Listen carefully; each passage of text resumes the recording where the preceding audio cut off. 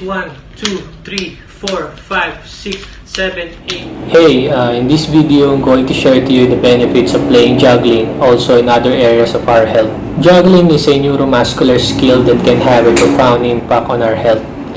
It improves peripheral vision, depth perception, hand-eye coordination, neuromuscular balance, and concentration. Scientists have discovered that learning to juggle can cause cellular changes in areas of our brain. Learning and mastering this skill increases gray matter in areas of our brain that process and store visual information, so it also makes us smarter. Now I will show you how I learned to juggle. First things first, if you're going to do this for the first time, you have to use one ball. The first step is to throw the ball and trying to catch it with your other hand. Something like this. Do this for 5 to 10 minutes until you feel comfortable catching it with your other hand. Second step, using two balls. First, once you throw the first ball, and once it's up in the air, that's the time that you throw the other ball. Then you catch the first ball with your other hand, then catching the other ball with your first throwing hand. Do this.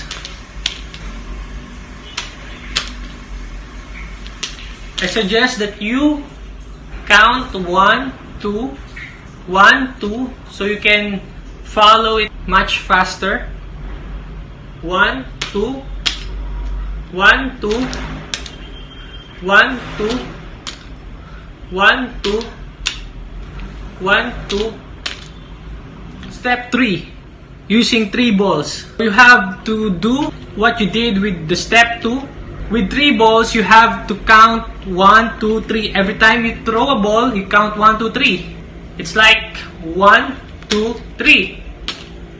1, 2, 3. 1, 2, 3. 1, 2, 3. Do this until you feel comfortable doing it. Sometimes it takes weeks, for others it takes months of daily practicing. Once you're comfortable with the 1, 2, 3 step, that's the time that you can continuously doing it for a long period of time. So 1, 2, 3, 4, 5, 6, 7, 8, 9, 10.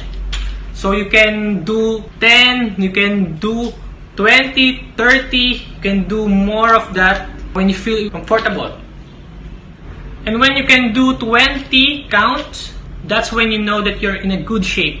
Something like this: 1, 2, 3, 4, 5, 6, 7, 8, 9, 10, 11, 12, 13, 14, 15, 16, 17, 18, 19, 20. If you can do that, you're now progressing with a higher level.